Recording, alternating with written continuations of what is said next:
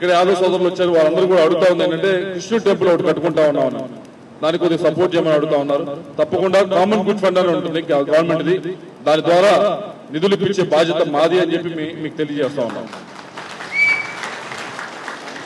BC సోదరులు ఎక్కడైతే ఉన్నారో వారికి సంబంధించి ఏదైతే కమ్యూనిటీ హాల్స్ చాలా అడుగుతా ఉన్నాం, ఆ కమ్యూనిటీ హాల్స్ సంబంధించి వచ్చే 5 సంవత్సరాల్లో 50 కమ్యూనిటీ హాల్స్ బీసీ సోదరులకు ఇస్తానని చెప్పడం జరిగింది.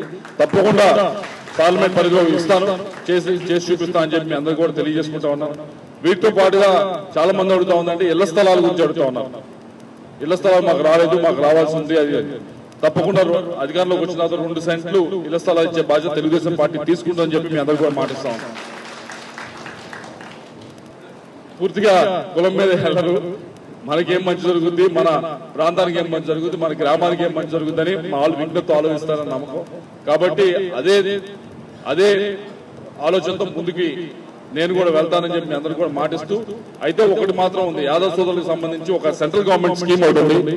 ఏదైతే ఈ ఆవులు గేదెలు బ్రీడ్ మల్టిప్లికేషన్ అని చెప్పి 2 కోట్లు సబ్సిడీ ఇస్తారు. సెంట్రల్ గవర్నమెంట్ లో ఉన్న బోర్డులో నేను మెంబర్ని. అయితే మనం ఉన్నప్పుడే ఇనిషియేట్ చేయడం జరిగింది, మనం ఉన్నప్పుడే చెప్పి ఇదిగోండి ఇలా చేస్తే బాగుంటుందని చెప్పడం జరిగింది. అది పెట్టారు కూడా. పెట్టిన తర్వాత మన పార్లమెంట్ లోనే దాదాపుగా 7 మందికి ఆ స్కీమ్ ద్వారా లబ్ధి చేకూర్చాము.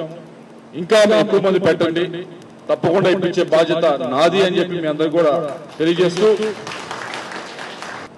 వీరికి ఓటేంటి వారికి ఓటేంటి అని చెప్పడం కానీ ఈ ప్రాంతానికి ఎవరు మంచి చేస్తారో ఆలోచించి ఓటేంటి. ఎవరు వస్తే మీకు పని ఉంటే ఎవరి దగ్గరికి వెళ్తే తొందరగా పని అవుతో అందుబాటులో ఉంటారో చూసుకుని ఓటేంటి. ఎవరు మీరు వ్యక్తిత్వం చూడండి. ఈ 5 సంవత్సరాలు ఎలా ఉన్నారు, అందరూ పోటీ చేస్తున్న అందరినీ 5 సంవత్సరాలు చూస్తూనే ఉన్నారు. ఏ విధంగా ఉన్నారు, ఏ విధంగా బిహేవ్ చేశారు, ఏ విధంగా పనిచేశారు, ఇవన్నీ చూసి మీరు ఓటేయాలని చెప్పి మేము అందరినీ కూడా కోరుకుంటూ